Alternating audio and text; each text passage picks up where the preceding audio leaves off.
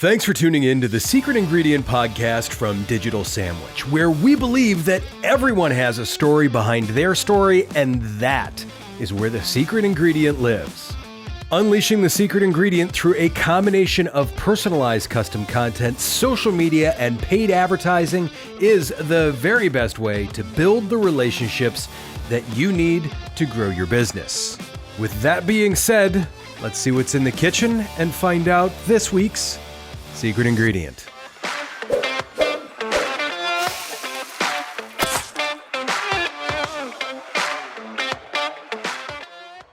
Hello, hello, hello. Welcome back to the Secret Ingredient podcast from Digital Sandwich Agency. Buckle up, because today we have the social media director at Digital Sandwich, Lindsey Curcio.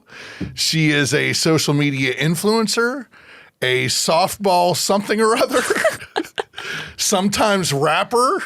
True. And I'll be honest, I'm terrified with what is going to come out of your mouth.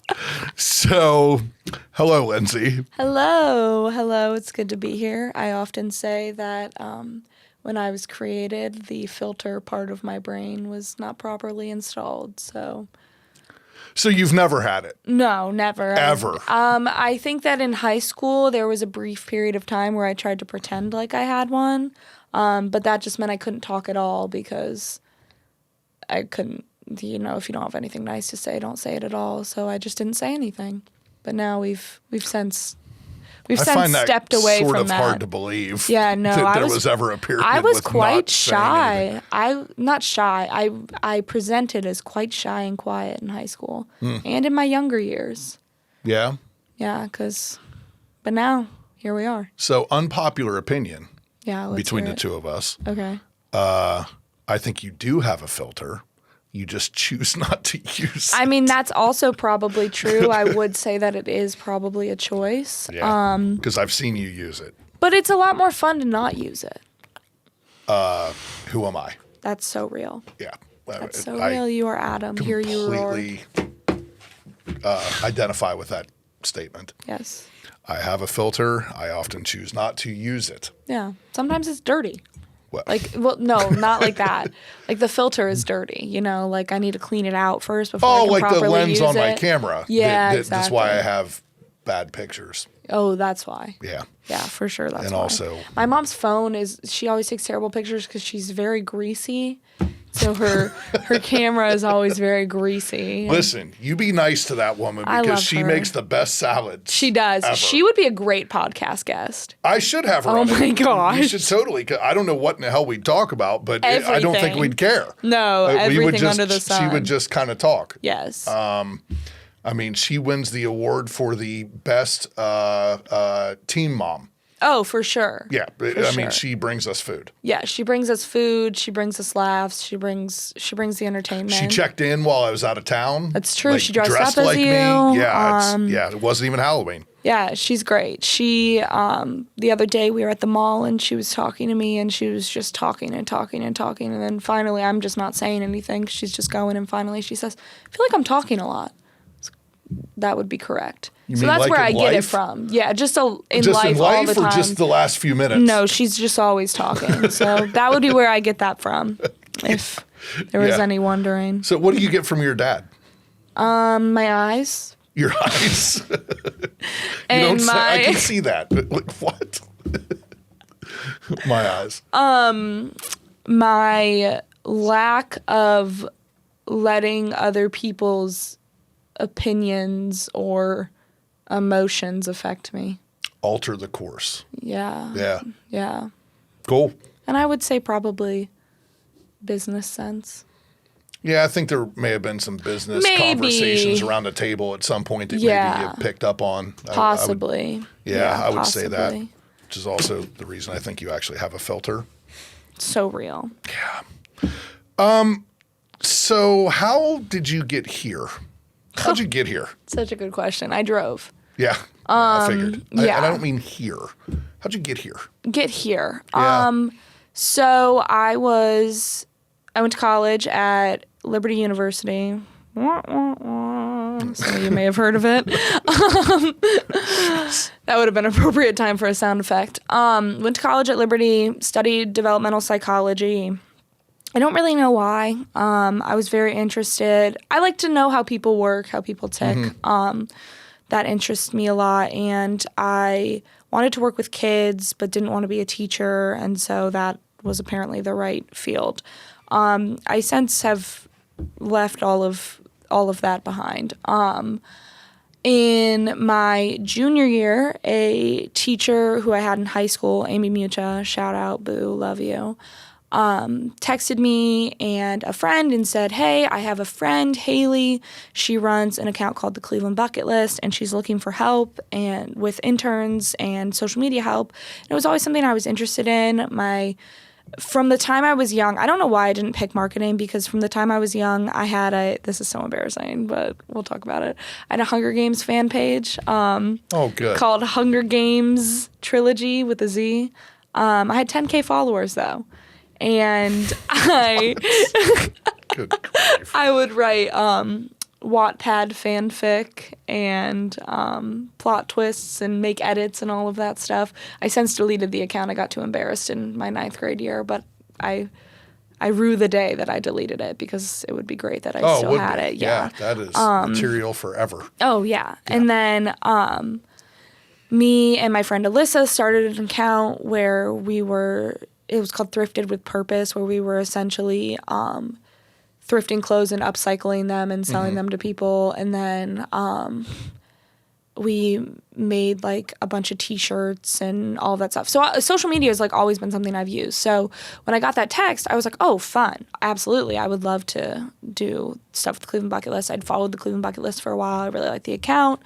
So I started doing stuff with her, but still maintained my psychology degree. And then I think that was my sophomore year, actually. Yeah, that was my sophomore year. And then my junior year, I started the Akron Bucket List underneath the Cleveland Bucket List. I kept doing work with her. And then I started the Akron Bucket List, which is Akron-based activities and places and whatnot. Right. And then my senior year, I actually went to school online and came home, because with the Akron Bucket List, things were taking off. I was starting to work with a lot of local businesses, Metropolis Popcorn being one of them. And our friend Brent. Yes. Love you, Brent Hole. Jeez. I'm going to redo that so you can cut out the Brent Hole. Love you, Brent.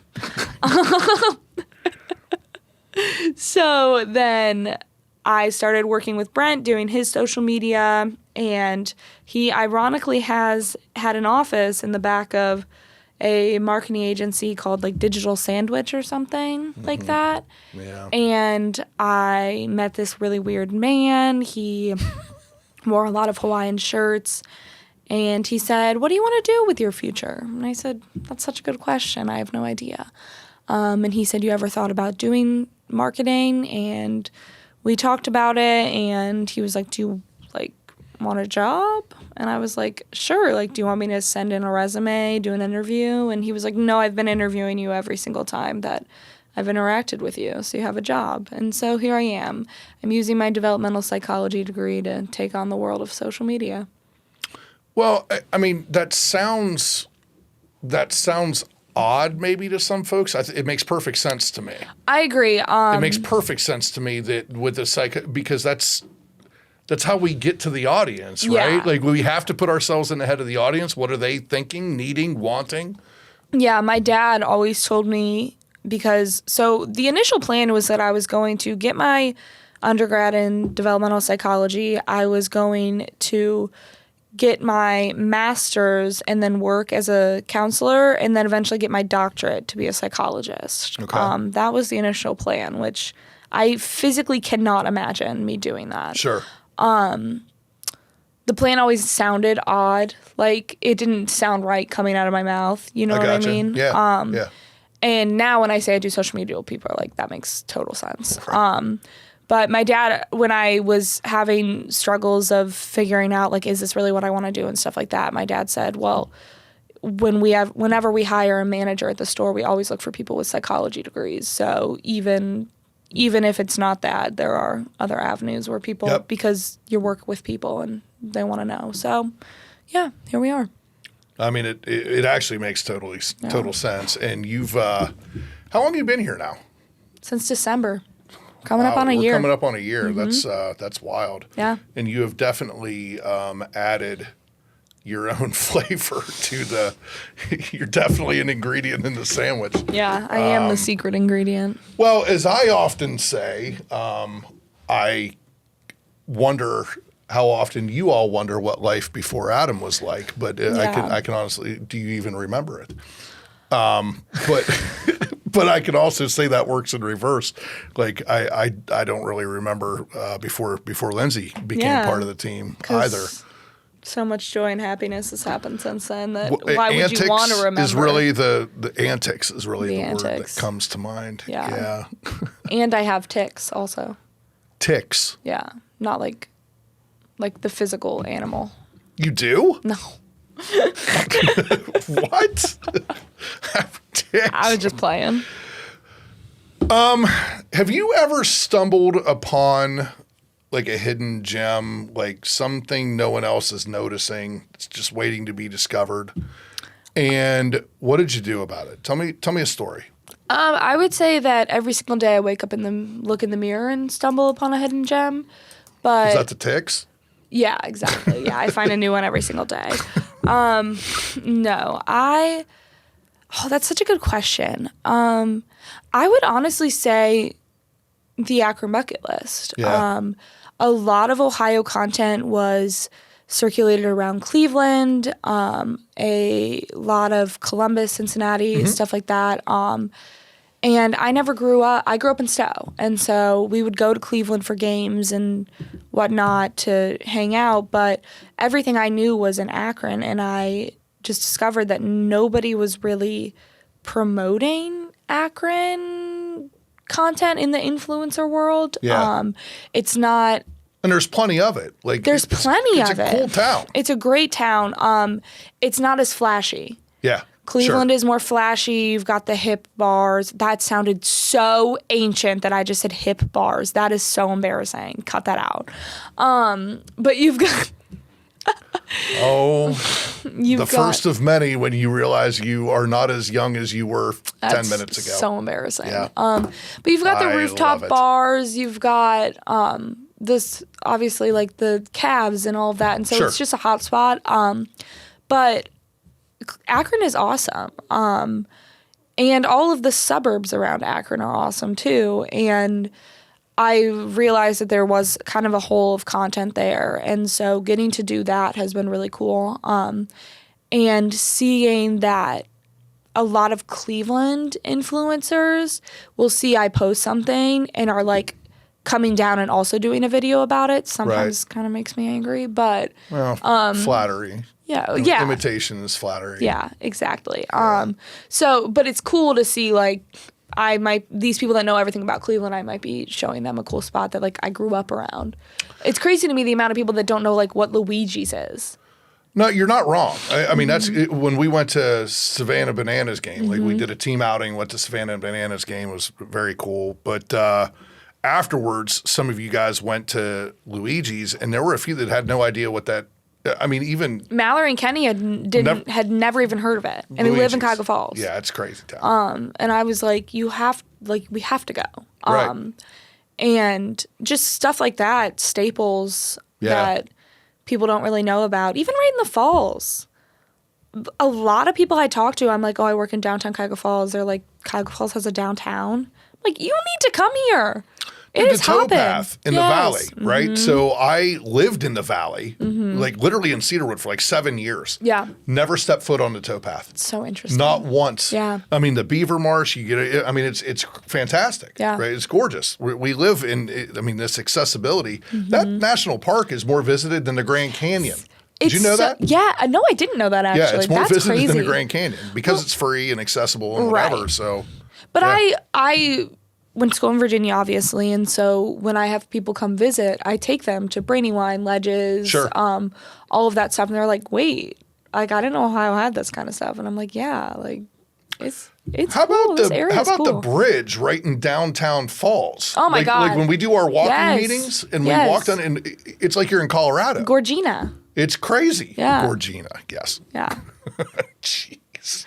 So yeah, that would be a hidden gem, and I would say that just being able to create content around that, and getting people to know more about Akron has been really cool. Just because it's where I grew up, and I appreciate it. Now, how does your role at the agency and then your role as an influencer in Akron Bucket List, how do those coexist? Are they ever at odds? Is there ever a conflict? How do they coexist? That's a good question. I would say that they coexist in things like Metropolis Popcorn. We have a client that Metropolis, I can promote that stuff on the Akron Bucket List, and I've actually had a couple people, I've asked a couple times on the bucket list, what have you discovered from the bucket list? Because I'm just curious. And I've had like 5 people say Metropolis Popcorn, which is super cool.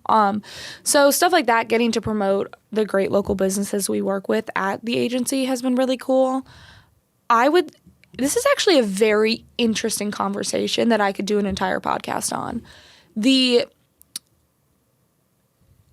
tough spot of being both an influencer and a social media marketer, because of the fact that a lot of businesses are seeing that they can get a major return on influencer marketing. So they are steering more towards paying an influencer one time, $500 to do a video and it blows up, versus paying an agency to consistently post for them. So it is this weird balance where I'm like, I want people to have the Akron Bucket List come do videos and pay me and like that, but I also want people to understand the value of consistent marketing. Yeah, because a video is fleeting. I mean, I did a video for the Watson, it got like 150,000 views, but like it's not getting any more views. And what do people go to when they get 150, when those 150,000 people who viewed that, where do they go? They go to your profile. If you don't have anything on your profile, who cares? Right. So that is, I feel like sometimes they're at odds, but I also feel like it's, to keep in the food theme, they're both ingredients to the recipe of I agree with marketing. that. No, I think they're complementary. Yeah. I do. I think it's actually an asset at times that you have that outlet as well for some of our clients, and they sort of reap the benefit of you being able to have that outlet as well. So, I mean, that's definitely a thing. I was curious how you were going to answer that, because I don't see it. I think some folks could see that as conflicting. Like, how do you do this, but also this? Well, because we think in terms of ingredients and recipe. Yeah. It's not just one singular thing. Yeah. I think they need to work together more than they do, because I think paired together they work really well, but one without the other is like, if I was going to pick what you should do over the other, I would pick you should do ongoing marketing than influencer posts. Even though I love going places and doing influencer posts, I think they have value, but I don't think they have as much value as without the ongoing marketing. Well, it's like a spike. Yes. Rather than steady, consistent. Exactly. You get a spike. Exactly. I agree. I think influencer marketing is huge. Yeah. I think it's going to continue to be huge. So it's very interesting. I mean, we've talked about even kind of trying to grow that network as well, and something that what do we have that on for, like Q1? Yeah, hopefully. Yeah, I hope we get to it in Q1, because I think there's huge opportunity there. Yeah. It's like weird to consider myself an influencer. Yeah. I hate that word. But like, what else do you call it? No, I mean, that's what it is. Yeah. And that's what it is. So I'm anxious to kind of explore that a little bit, because and when I say that there's huge opportunity there, I don't mean for the agency. I mean for the agency and for Lindsey, which is the best type of opportunity. Exactly. Right? Where it benefits everybody. Yeah. That's when I talk about opportunity, that's what I mean. I want it to be opportunity for everyone, including the client, right? Because they're going to get the best bang for their buck too, exactly. as we grow that. Yeah. So much like me, you're a creative. Yeah. We have our operations folks, our integrators, to keep us sort of in line over there. on purpose, but we can be a little loose cannons at times. What? Well, yeah, it's true. Do you have any aha moments where your intuition, where your inner compass, where that, we're going this direction actually clicked in rather than just the loose cannon stuff? Yeah. I honestly, that the influencer program we're talking about creating, that was like a major aha moment because for me, I want to just be like, oh, I just reach out to people and we have fun and we talk and blah, blah, blah, blah. Right. But being thoughtful about it and how that could actually really expand is crazy pants. This is kind of a random connection, but I went on a bachelorette trip in April for my friend Nell, and her sister is a woman named Shannon McKinstry. I've sent you some of her TikToks and stuff. Yeah. Yes. And she is like a powerhouse social media girl. She is awesome. She would be a great person to bag for the podcast. She's so cool. But she is basically a coach, and she coaches people how to do social media, and she does social media for certain clients. And talking with her was kind of, because she is more operations minded, talking with her was kind of a moment of like, oh wow, this could be huge. She has a network of people that pay for her Zoom calls and for her newsletters and for her different tips and tricks, and talking to her about that kind of made me think of the influencer tone of that influencer marketing program we talked about, and how you really can work that all together to help people grow and to like give them actual real knowledge instead of seeking out people who are already who are already doing it to do videos, helping people grow, because there are a ton of people out there that want to do it. Well, I think that you're experiencing there something. We talked about this in the podcast with Abby, where this is not dissimilar to sort of things that I've experienced as well, where at one point it was like Adam's marketing company, not Digital Sandwich, right? Yeah. And so there's got to be some sort of ego piece to this too. Like, I'm the influencer, it's my channel or whatever. And then at some point, I think it clicks that, okay, this is cool, but who else needs to be involved? Who else can I bring in with me? How can we make this bigger and have a bigger influence than just my influence, right? And encouraging that's what becomes really interesting at some point. Yeah, and I think about all the things that I kind of taught myself when doing that. And I mean, I started the Akron Bucket List 2.5 years ago at this point, and I've just recently in the last year seen it really take off. Would you say like in the last, since December? Shut up. And so that stuff that I've had to learn, engagement and how to engage with people and how to make reels and viral hooks and all of that stuff, it's a lot easier said than done. Sure. And so you don't just, I think that a lot of people think that people who are influencers, much like people like bands and stuff, like, or singers, they think you just like, go do funny things or try and hurt yourself or and it whatever, just blows up. And it'll blow up. Yes, yeah. And that's so someone sings a song and it blows up and that's their big break. Not to make everything come back to the band Camino, but a band that I really love called the band Camino. Boy.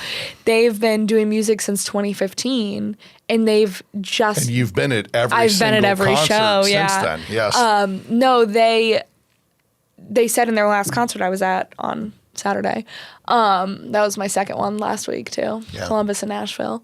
But they said at their show, like, we never had that big break moment. It's been a grind since we performed for 5 people, and now their biggest show headline tour they ever did was on Saturday, and it was 6,000 people, which like really isn't that many if you put it into perspective too. And so it's that same thing with Akron Bucket List. It's been like a slow burn, which I enjoy more.